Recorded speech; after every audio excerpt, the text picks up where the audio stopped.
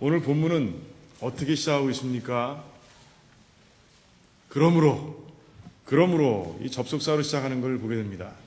접속사는 무엇과 무엇을 이어주는 역할을 하는 거죠.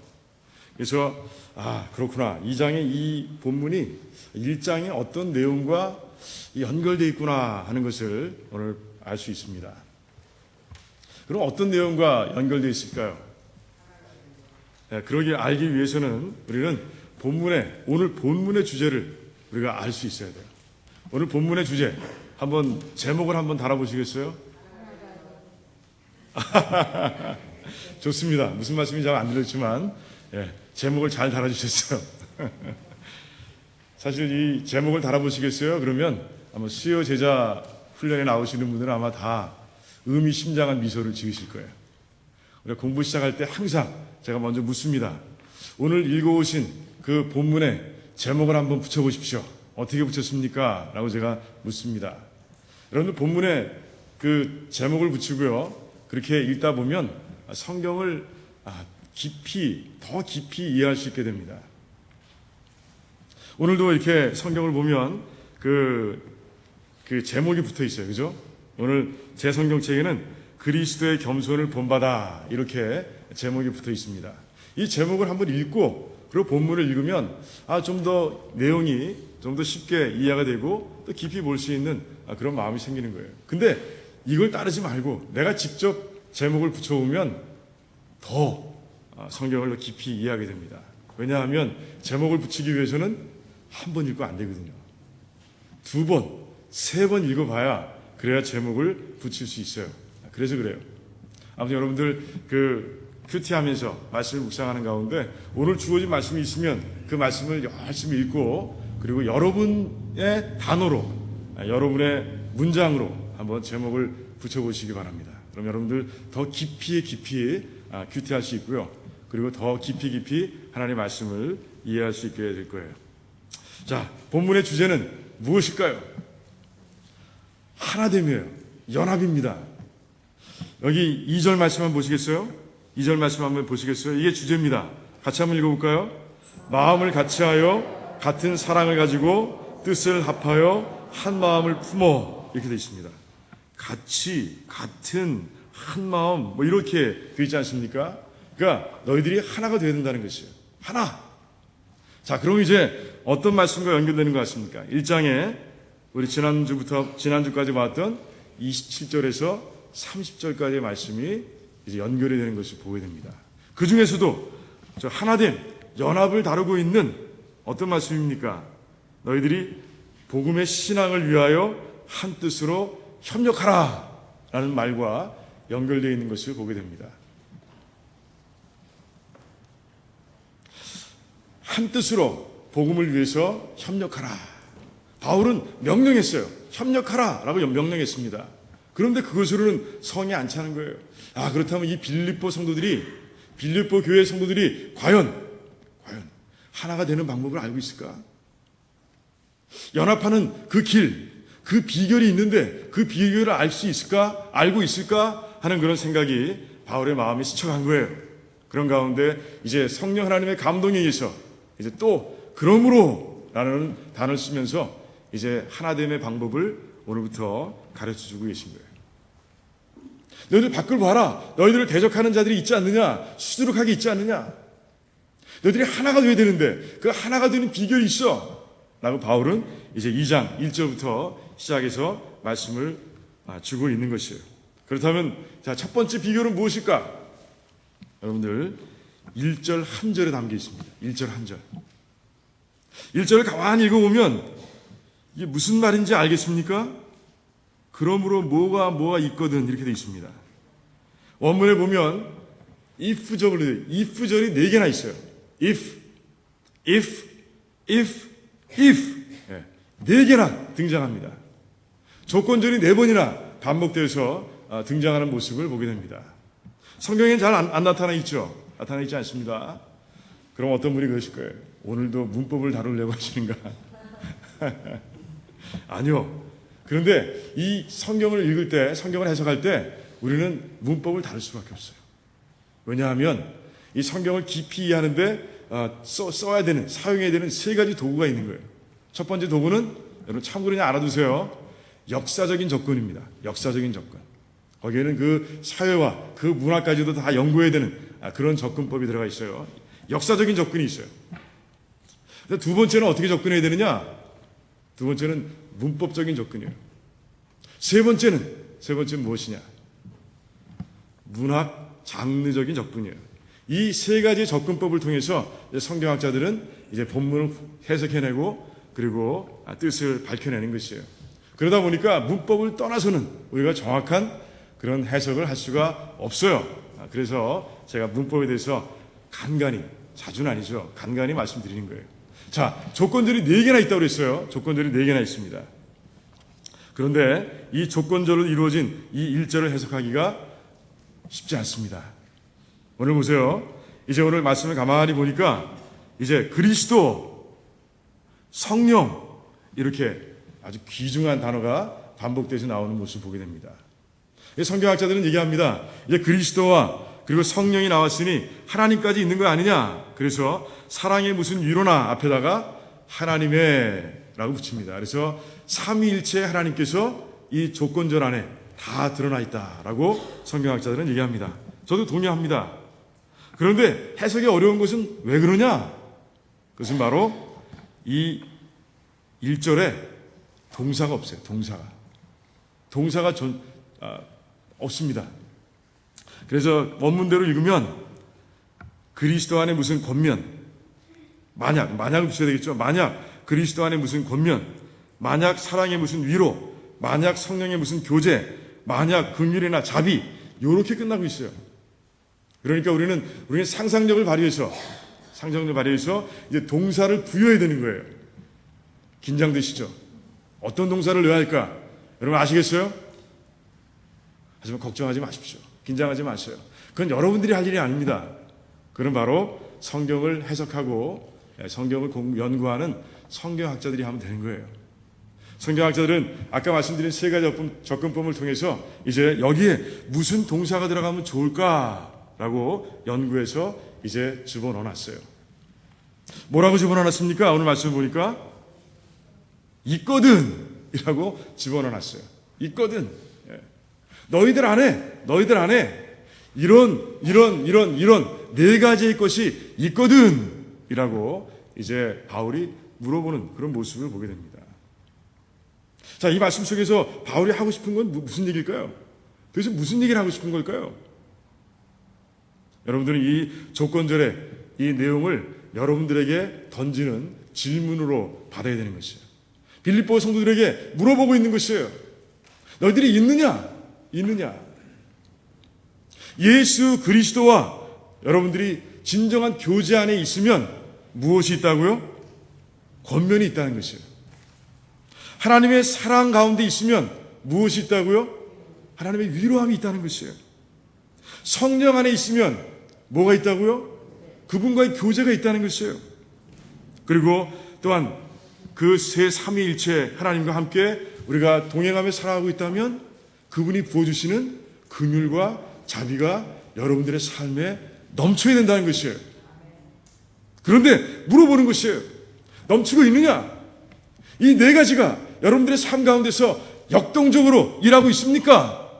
가지고 있습니까? 경험하고 있습니까? 체험하고 있습니까? 라고 지금 바울은 물어보고 있습니다.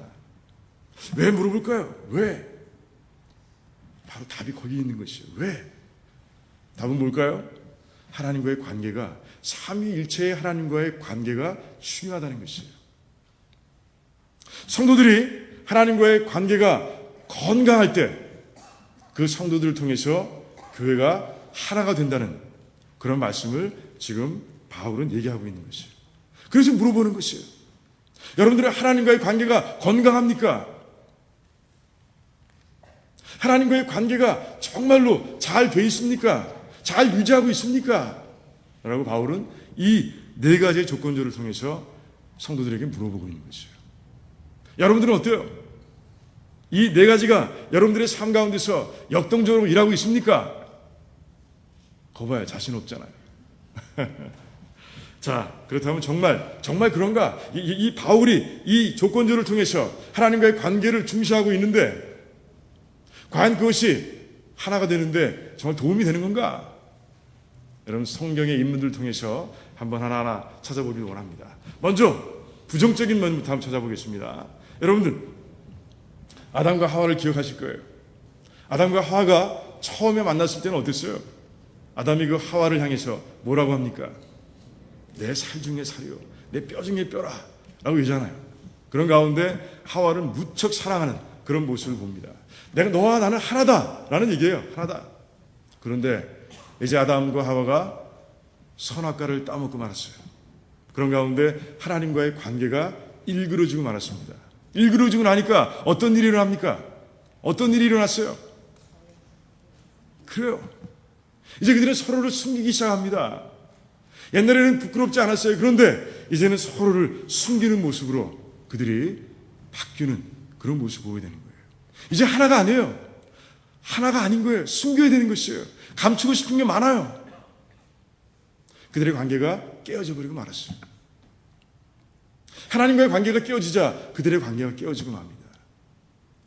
하나님께서 그들을 찾습니다. 그들이 하나님 앞에 나옵니다. 아담은 손가락질합니다. 이제 저 여자는 내 살 중에 살이요 내 뼈 중에 뼈라고 얘기했었는데 이제는 그 하와를 비난하고 말. 그 여자에게 문제가 있었습니다 라고 비판하고 지적하는 모습을 우리가 보게 됩니다. 하나님과의 관계가 끊어지자 이제 그들의 관계도 일그러지는 그런 모습을 보게 됩니다. 하나님이 깨지고 말았어요. 두 번째 인물, 여러분들 초대왕 사울을 잘 아시죠? 사울 겸손했습니다. 하나님께서 한 나라를 맡겨주셨습니다. 하나 된 나라를 맡겨주셨어요. 그런데 그가 통치하고 났을 때, 그가 그의 인생을 끝내고 났을 때 그 나라는 둘로 쪼개지고 맙니다. 왜? 하나님과의 관계가 무너졌기 때문에 그런 거예요. 그는 하나님 명령에 순종하지 않았습니다. 그는 하나님께서 힘을 주시고 지혜를 주셔서 승리한 전쟁을 자기의 공로로 돌렸습니다. 사무엘만이 제사를 드릴 수 있는데 눈앞에 있는 적군이 두려워서 자기 자신이 제사를 드리고 맙니다. 그러므로 인해서 하나님께 정하신 법을 깨고 맙니다. 그런 가운데 이제 하나님은 사울을 버리시고 맙니다. 하나님과의 관계가 단절되고 만 것이에요. 그런 가운데 그의 마음 가운데서는 정말 하나됨의 그 마음이 사라져버리고 마는 거예요. 다윗이 어떤 사람입니까? 자기 사위예요. 자기가 전쟁 중에서 골리앗 때문에 어려워하고 있을 때 다윗이 와서 건져줬습니다. 그 위기에서 건져줬어요. 생명의 은인입니다. 그런데 다윗을 죽이려고 눈에 불을 켜고 다니는 그런 사울의 모습을 성경 가운데서 보게 되는 것이에요. 아들 요나단이 다윗을 두둔하자 그 아들까지도 죽이려고 했던 사울입니다. 그런 가운데 이제 하나됨보다는 자꾸 관계를 깨는 그런 모습으로 사울이 삶을 살아가는 것을 바라보게 되는 것이에요. 결국 나라까지도 두동강이 나고 맙니다. 자기 아들이 세워가는 나라와 다윗이 세워가는 나라로 그렇게 나눠지고 마는 것이에요.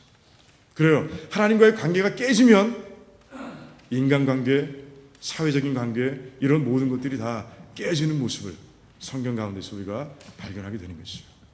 자, 반대의 경우는 어떻습니까? 우리 예를 들 수 있습니까? 여러분들 요셉을 들 수 있어요. 성경 가운데서 가장 의인이라고 하는 요셉입니다. 성경 가운데서 모든 성경학자들이 다 그래요. 가장 의인을 꼽는다면 그나마 그 중에서 그럼 요셉이다라고 이구동성으로 얘기합니다. 자, 요셉은 어떤 어려움을 겪었습니까? 아버지의 편애 가운데서 그는 어려움을 겪습니다. 형들이 그 야곱의 편애함을 시기하고 질투하는 거예요. 그런 가운데 이 형들이 그 요셉을 팔고 맙니다. 얼마나 큰 배신감이 있었겠어요. 자기는 형제라고 믿었는데, 나는 식구라고 믿었는데 식구가 자기를 종으로 파는 거예요. 팔려가서 정말 생전 안 해봤던 그 종으로서의 허드렛 일을 하는 가운데 그의 마음 가운데서 얼마나 큰 불평이 있었겠습니까? 아마 죽이고 싶은 마음까지도 있었는지 모르겠습니다. 상상해 볼 수 있어요. 그런데 그곳에 그곳에, 그 절망의 자리에, 그 환난의 자리에 누가 함께 하십니까? 하나님께서 함께 해주시는 거예요. 그런데 요셉은 참 지혜로웠어요. 그런 절망과 자포자기와 그 환난 가운데 자기의 몸을, 자기의 인생을 맡길 수도 있었습니다. 하지만 요셉은 그러지 않았어요. 그는 하나님을 택했습니다. 하나님을 택했어요. 그런 가운데 하나님께서 그와 늘 함께 하셨다. 하나님께서 요셉과 함께 하셨다라는 그런 말씀이 이제 계속해서 등장하는 모습을 보게 됩니다. 결국은 여러 우여곡절을 겪지만 하나님의 은혜 가운데서 그는 종의 신분, 죄수의 신분을 극복하고 이제 뭐가 됩니까? 애굽의 총리가 되는 것이죠. 그것을 끝나는 게 아니에요. 이제 형들을 만나게 됩니다. 우리 같으면, 아니 보통 사람 같으면 아마 10중 8구는, 아니 열이면 열 다 자기가 가지고 있는 그 권력을 가지고, 그 무서운 권력을 가지고 아마 형들에게 보복했을지도 모르겠습니다. 하지만 요셉은 그러지 않았어요. 왜? 하나님과의 관계가 건강했기 때문에 그렇습니다. 요셉은 하나님과의 그 건강한 관계 속에서 하나님의 역사하심을 본 거예요. 아, 하나님께서 우리 가족을 다 구하기 위해서 이런 원대한 계획을 세우셨구나. 이 원대한 계획을 이루어 가시는데 우리 형들의 시기심까지도 하나님께서 사용하셨구나. 깨닫게 되는 거예요. 그런 가운데 이제 형들을 다 용서하고 이제 어떻게 됐습니까? 이제 깨졌던 그 형들의 시기심으로 인해서 깨지고 분열되었던 그 가족이 요셉에 의해서 하나가 되는 모습을 우리가 말씀 가운데서 발견하게 되는 것이에요. 그래요. 하나님과의 관계가 건강한 사람, 그 사람이 있는 곳에는 하나됨이 이루어지는 거예요. 저는 여러분들이 정말 그런 성도들이 되길 원합니다. 하나님과의 관계가 건강해서 여러분들이 있는 자리면 하나가 이루어지는 거예요. 연합이 이루어지는 거예요. 그런 연합을 이루어가는데 정말 내가 빠져서는 안 되는 거예요. 그런 귀한 성도님들 다 되시기를 주님의 이름으로 축원드립니다. 자, 그렇다면 날카로우신 분은 이렇게 물어볼 거예요. 그럼 하나님과의 관계가 건강하다는 것은 어떻게 알 수 있습니까? 잘 질문하셨어요. 그 답이 1절에 들어가 있는 것이에요. 1절에. 이 네 가지의 이 체크리스트가 들어가 있는 것이에요. 너희들이 그리스도 안에서 권면이 있느냐? 예수 그리스도께서 주시는 권면이 너희들의 삶 가운데 있느냐? 체크해봐라. 확인해봐라. 하나님께서 사랑을 베풀어 주시는 어떤 위로함이 여러분들의 삶만 있습니까? 성령 하나님과의 깊은 교제가 여러분들의 삶 가운데 있습니까? 그 삼위의 하나님께서, 삼위일체 하나님께서 부어주시는 긍휼과 자비가 여러분들의 삶 가운데 있습니까? 바울이 물어보는 거예요. 이 네 가지가 여러분들의 관계, 하나님과의 관계를 체크하는 체크리스트라는 거예요. 하나하나 볼까요?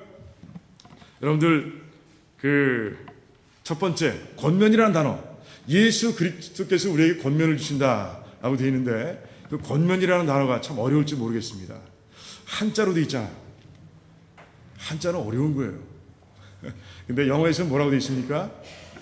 이 권면이라는 단어를 대부분 encouragement라고 번역하고 있는 것을 보게 됩니다. encouragement.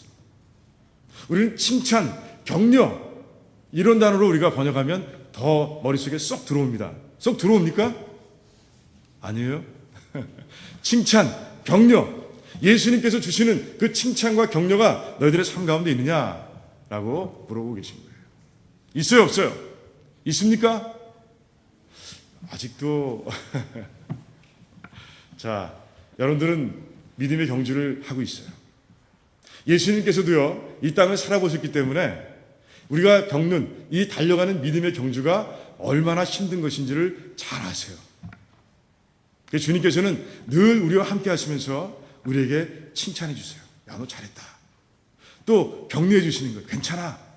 격려해 주시는 거예요. 그런 가운데 우리가 믿음의 경주를 잘 감당할 수 있도록 끝까지 주님 만나는 순간까지 잘 감당할 수 있도록 그렇게 만들어 주시는 거예요. 그게 바로 권면입니다.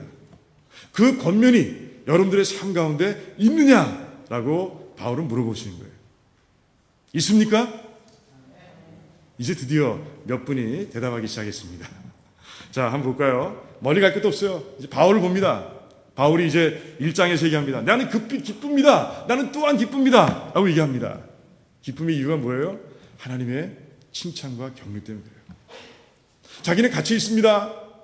하지만 갇혀 있음에도 불구하고 때를 얻든지 못 얻든지 복음을 전하는 그 바울 때문에, 그리고 로마 감옥에 갇혀 있는 그 바울 때문에 도전받고 또 열심히 바깥에서 일하고 있는 그 성도들의 그 노력 때문에 지금도 복음의 진보가 이루어지고 있다라고 하나님께서 바울에게 칭찬을 겸해서 격려의 말씀을 주신 거예요.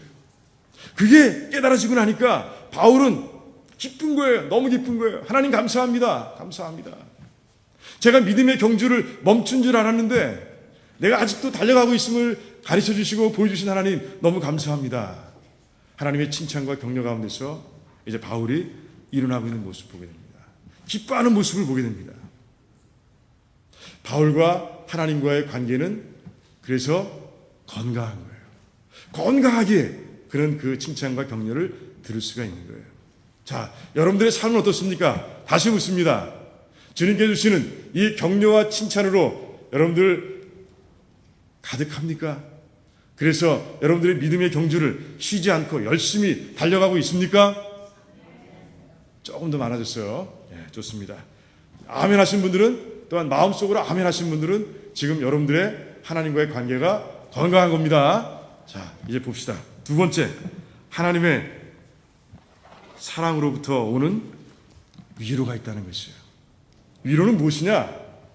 아까 전에 것은 무엇입니까? 우리가 믿음의 경주를 다 하는 가운데, 이제 달리는 가운데 하나님께 주시는 칭찬과 격려예요. 하지만 이 위로는 우리가 때때로 넘어질 때가 있어요.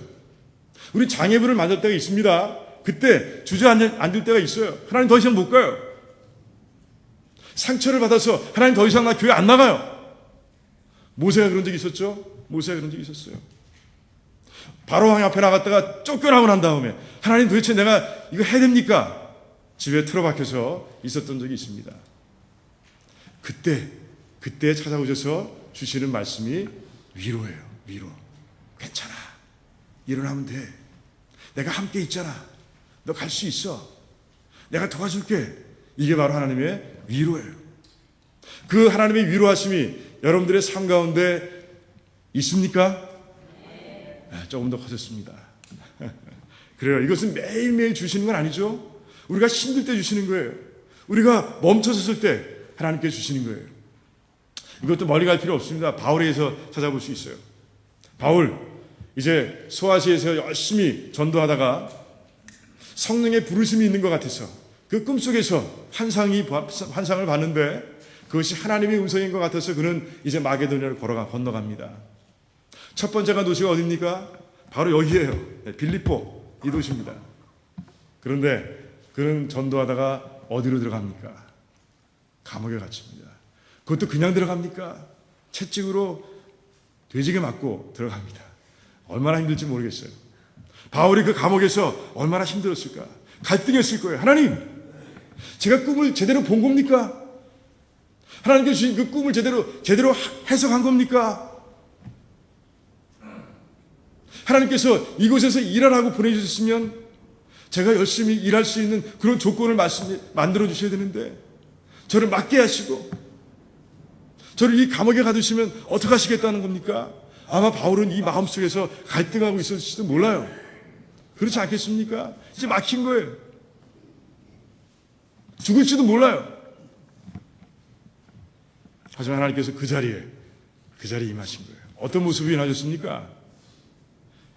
천재지변으로 임하신 거예요.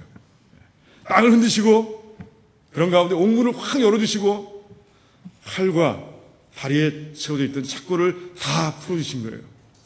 내가 너와 함께하고 있지 않느냐? 이 기적을 보라. 내가 너를 이곳에 불러준 거 맞아. 하나님께서 말씀해 주시는 거예요. 착고가 풀렸습니다. 자유로운 몸이 됐습니다. 옥문이 열렸습니다. 가기만 하면 됩니다. 하지만 이제 갈등이 멈춘, 이제 하나님께서 나를 이곳에 불러주신 것을 분명히 안 바울은 도망가지 않습니다. 그곳에 앉아서 이제 하나님의 다음 계획을 기다리는 거예요. 이제 주저앉았다가 무릎을 펴고 일어나서 달릴 준비하고 있는 바울의 모습을 우리가 볼 수 있는 거예요. 그래서 그는 간수와 그 가족의 구원을 하나님을 통해서, 성령 하나님을 통해서 줄 수 있었습니다. 자, 이제 묻습니다. 여러분들 힘들 때, 과거도 포함해서 힘들었을 때 여러분 하나님의 위로 가운데서 이제 일어나 다시 믿음의 경주를 달려간 적이 있습니까? 이제는 더 많아집니다. 좋습니다.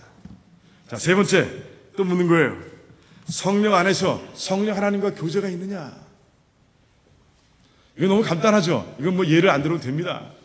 말씀을 읽을 때마다 성령 하나님께서 너의 눈을 뜨게 하셔서 너의 귀를 열게 하셔서 그 말씀을 통해서 주시는 하나님의 그 귀한 진리를 깨달을 수 있느냐라고 물어보시는 거예요. 너희들이 성전에 엎드려 기도할 때마다 하나님께서 함께 하셔서 말할 수 없는 탄식으로 여러분들의 기도를 도와주고 계십니까? 그걸 체험하고 있습니까? 라고 물어보는 거예요. 성령 하나님께서 함께 하셔서 여러분들이 기도할 때 예언하게 하시고 방언하게 하시고 그런 놀라운 성령의 은사들이 여러분들의 삶 가운데 나타납니까? 라고 물어보시는 거예요. 여러분들의 마음을 주장하셔서 하나님을 마음껏 아버지라고 부를 수 있도록 하시는 그 하나님의 그 성령 하나님의 그 역사하심을 여러분 체험하고 있습니까? 라고 물어보고 있는 것이에요. 그렇다면 여러분 건강한 겁니다. 여러분들의 하나님과의 관계는 건강한 겁니다. 라고 그렇게 물어보고 있는 것이에요. 자, 다시 묻습니다. 여러분들의 성령 하나님과의 그 친밀한 교제가 매일매일, 이러면 또 대답이 적어질 거예요. 간간히 이루어지고 있습니까? 이제 점점 대답이 좀 더 커졌습니다. 그래. 마지막입니다. 마지막 뭘 물어보고 있습니까? 하나님께 베풀어 주시는 긍휼과 자비가 여러분들에게 있습니까? 이건 뭡니까? 긍휼과 자비. 쉬운 단어 같은데 얼른 마음에 들어오지 않습니다. 이것은 무엇이냐? 여러분들이 할 수 없는 일이 있어요. 여러분들이 도저히 할 수 없는 일이 있습니다. 여러분의 힘으로, 여러분의 지혜로 할 수 없는 일이 있어요. 그때 하나님께서 여러분들의 기도를 통해서, 간구를 통해서 들어주시는 걸 얘기합니다. 병에 걸려 있습니다. 질병에 걸려 있습니다. 그때 하나님께서 그 불치의 병을 찾아주셔서 치유해 주셨다면 그게 바로 하나님의 긍휼과 자비함을 체험한 성도가 되는 것이죠. 여러분, 요즘 생명의 삶은 뭘 다루고 있습니까? 주제가 뭐예요? 휴태하시는 분만 알 수 있어요. 뭐예요? 문둥병이에요. 문둥병입니다. 예수님께서 이 땅에 오셨을 때도 문둥병자들은 수두룩하게 많았어요. 그런데 그 수많은 문둥병자들 가운데서 극소수가 예수님을 만나고 치유함을 받습니다. 그게 긍휼과 자비를 체험한 것이에요. 그런데 그들이 어떻게 해서 치유함 받았습니까? 예수님이 직접 찾아가셔서 어떻게 받았어요? 그들이 예수님을 믿고 나왔을 때. 문둥병자들은 아무 데나 못 다닙니다. 그들은 한 곳에 격리돼서 살아야 됩니다. 사람들이 오면 I'm unclean 하고 얘기하면서 사람들 쫓아야 됩니다. 오랫동안 그런 생활하다 보면 이 마음속에 사람들을 기피하고 무수하는 그런 벽이 생길 수밖에 없어요. 그런데 이 소수의 문둥병자들은 어떻게 했어요? 예수 그리스도는 치유할 수 있어. 나를 치유하실 수 있어. 나는 예수를 만나러 가야 돼. 그런 가운데 율법에 정한 그 바운더리를 그들은 믿음으로 넘어서서 예수님께 나온 거예요. 그 순간 믿음 속에서 하나님과 그들 간의 관계가 건강하게 이어지는 모습을 우리가 발견하게 되는 것이죠. 그때 예수님께서 그들의 믿음을 보시고 그들이 할 수 없는 것, 그들이 아무리 힘을 들이고 지혜를 써봐도 할 수 없는 그 치유, 문둥병에 대한 치유, 그 치유를 이제 해주시는 그런 모습을 보게 되는 것이에요. 그게 바로 긍휼과 자비입니다. 자, 이제 묻습니다. 자, 여러분들, 이 땅을 살아오시면서 신앙생활을 한 이후에, 예수 그리스도를 만난 이후에 그 긍휼과 자비를 경험해 보신 적이 있습니까? 그래요. 그렇습니다. 바울은 이제 이 네 가지 질문을 물어보고 있는 것이죠. 빌립보 성도들뿐만 아니라 이곳에 앉아있는 모든 성도들에게 물어보고 있습니다. 너희들 하나님과의 관계가 건강할 때 너희들의 교회는 하나가 될 수 있어. 그런데 내가 이제 묻겠다. 이 네 가지를 통해서 너희들의 신앙 상태를 물어보겠다. 하나님과의 관계를 물어보겠다. 바울의 이야기예요. 바울의 얘기 아니죠. 하나님께서 바울의 입을 통해서, 그 손을 통해서 우리에게 들려주시는 말씀입니다. 저는 여러분들이 정말 이 네 가지의 기준에 합한 그런 귀한 삶들이 되시기를 주님의 이름으로 축원드립니다. 그래서 교회를 하나로 세우고 연합해 만들어가고, 그래서 어떤 어려움과 힘든 세력들이 우리 교회를 어렵게 하고 도전한다 할지라도 그 하나됨 속에서 늘 승리하는 그런 귀한 여러분들과 교회가 되기를 주님의 이름으로 축원드립니다. 예, 기도하겠습니다. 같이 한번 기도합니다.